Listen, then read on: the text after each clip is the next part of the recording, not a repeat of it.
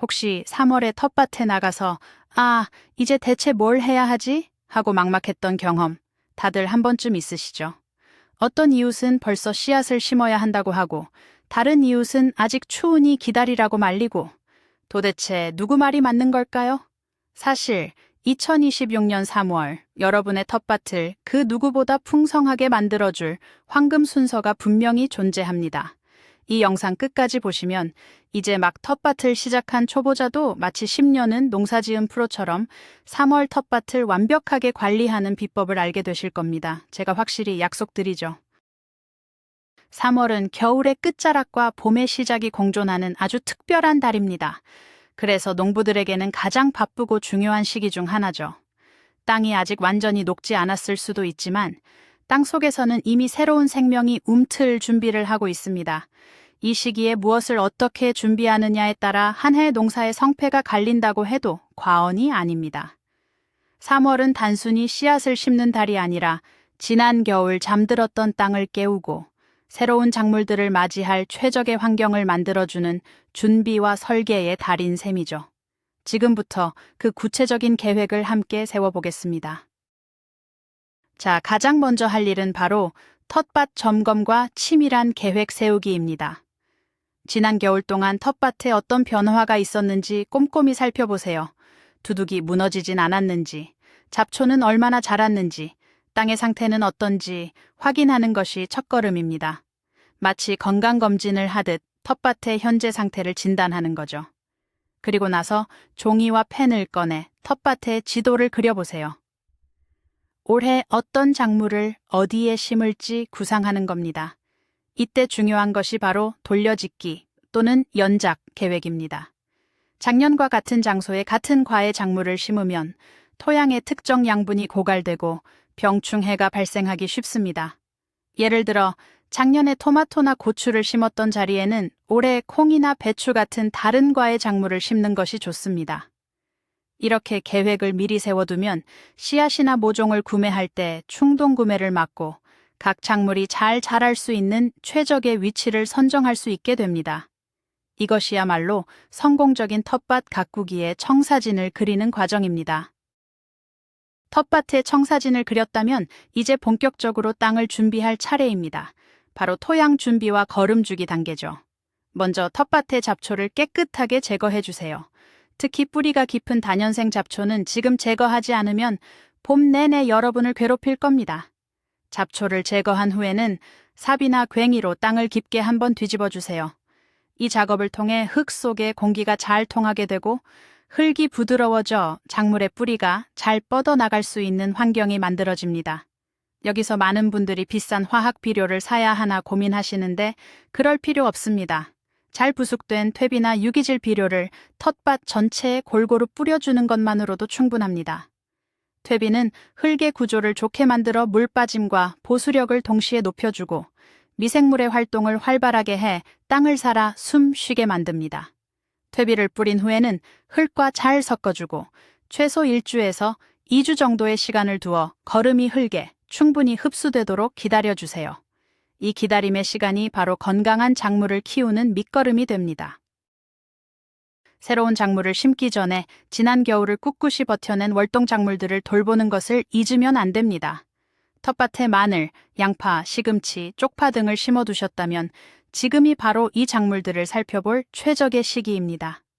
겨울 동안 덮어두었던 볏짚이나 비닐 같은 보온 덮개를 이제 걷어줄 때가 됐습니다. 따스한 봄 햇살을 듬뿍 받게 해줘야 쑥쑥 자랄 수 있으니까요.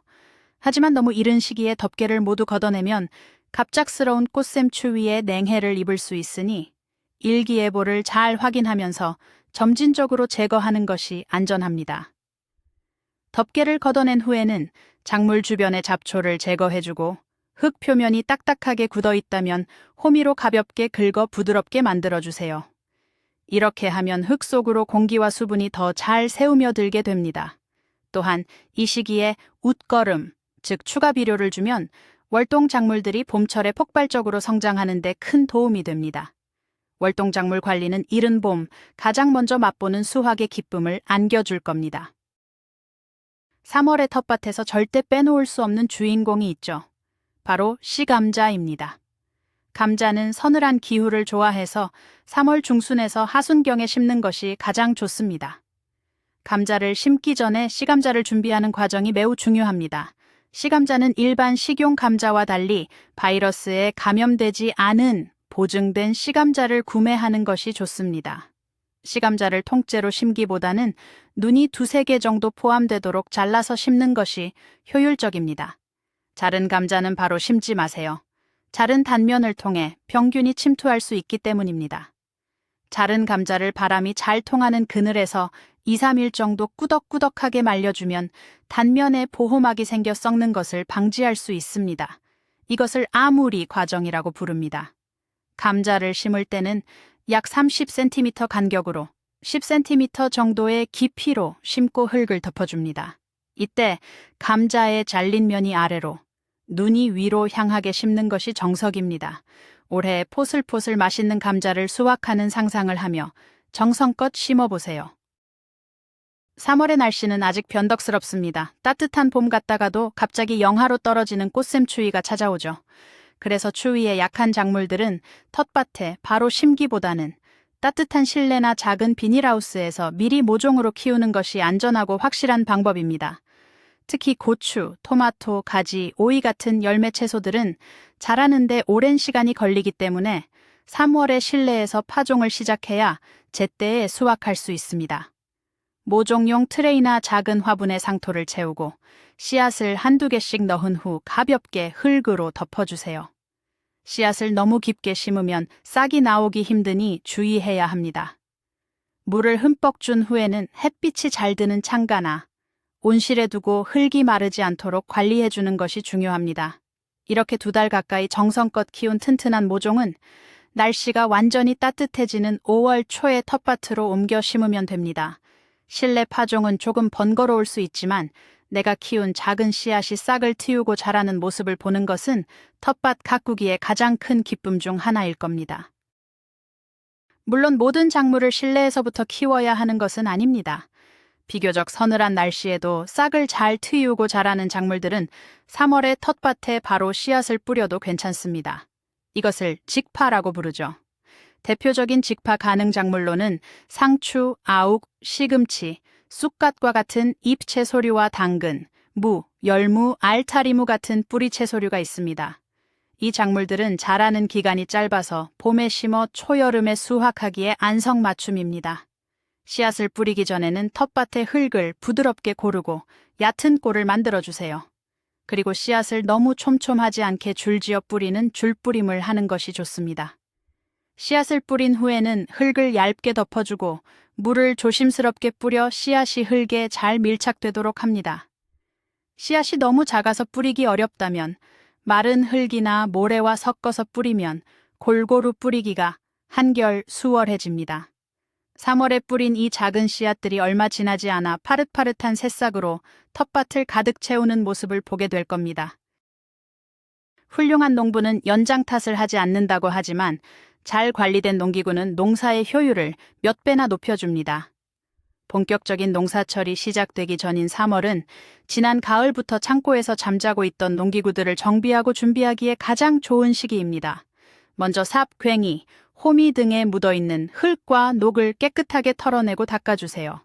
녹이 심하게 슬었다면 철수세미나 사포로 문질러 제거하는 것이 좋습니다. 날이 무뎌진 기구들은 숫돌이나 줄을 이용해 날카롭게 갈아주면 나중에 땅을 파거나 잡초를 제거할 때 훨씬 적은 힘으로도 작업할 수 있습니다. 또한 나무로 된 자루 부분이 헐거워졌거나 금이 갔다면 단단히 고정하거나 교체하여 안전사고를 예방해야 합니다. 물조리개나 분무기는 구멍이 막히지 않았는지 확인하고 필요한 비닐, 지주대, 끈 등 각종 농자재들도 미리 목록을 만들어 부족한 것들을 채워두세요. 이렇게 준비를 철저히 해두면 막상 밭에 나가서 일이 필요할 때 우왕좌왕하지 않고 신속하게 작업을 진행할 수 있습니다. 전쟁에 나가는 장수가 칼을 갈듯 우리도 농기구를 정비하며 풍성한 수확을 준비하는 겁니다. 농사를 지을 때 가장 속상한 순간 중 하나는 정성껏 키운 작물이 병이나 해충 때문에 망가지는 것이죠. 모든 병은 치료보다 예방이 중요하듯 텃밭에 병충해도 초기 방제가 무엇보다 중요합니다. 3월은 해충들이 겨울잠에서 깨어나 활동을 시작하는 시기입니다. 따라서 지금부터 미리 방제 계획을 세우고 실천하는 것이 좋습니다. 텃밭 주변을 깨끗하게 정리하고 잡초를 제거하는 것만으로도 해충들이 숨을 곳을 없애는 효과가 있습니다. 또한 진딧물이나 응애 같은 작은 해충들을 유인해서 없애는 노란색 끈끈이 트랩을 미리 설치해 두는 것도 좋은 방법입니다. 화학 농약을 사용하는 것이 꺼려진다면 친환경적인 방법을 활용할 수 있습니다. 예를 들어 난황유, 계란 노른자와 식용유를 섞어 만든 것, 마요네즈 희석액은 진딧물 방제에 효과적이고 목초액이나 은행잎 삶은 물은 살균 및 해충 기피 효과가 있습니다. 어떤 방법을 사용할지 미리 정하고 필요한 재료를 준비해 두었다가 병충해가 보이기 시작할 때 즉시 대응할 수 있도록 준비 태세를 갖추는 것, 이것이 바로 현명한 도시농부의 자세입니다. 자, 오늘 우리는 2026년 3월 텃밭에서 무엇을 해야 할지 8가지 단계로 나누어 아주 자세히 알아봤습니다. 첫째, 텃밭을 점검하고 연작 계획을 포함한 청사진을 그렸죠. 둘째, 잠자던 땅을 깨우기 위해 잡초를 제거하고 좋은 퇴비를 섞어주었습니다. 셋째, 겨울을 이겨낸 기특한 월동 작물들을 돌봤고요.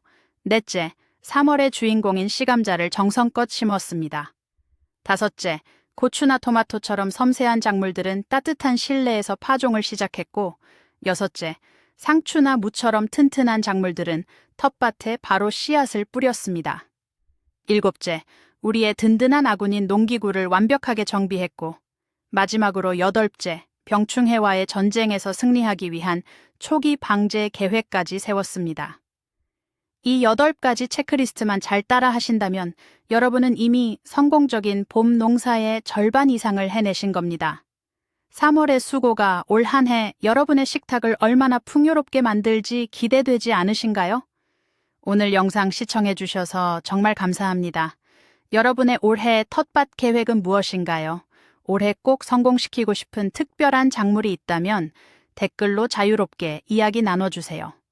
그리고 이 영상이 여러분의 텃밭 가꾸기에 조금이라도 도움이 되셨다면 구독과 좋아요, 알림 설정까지 꼭 부탁드립니다. 그럼 다음 영상에서 더욱 유익한 정보로 찾아뵙겠습니다.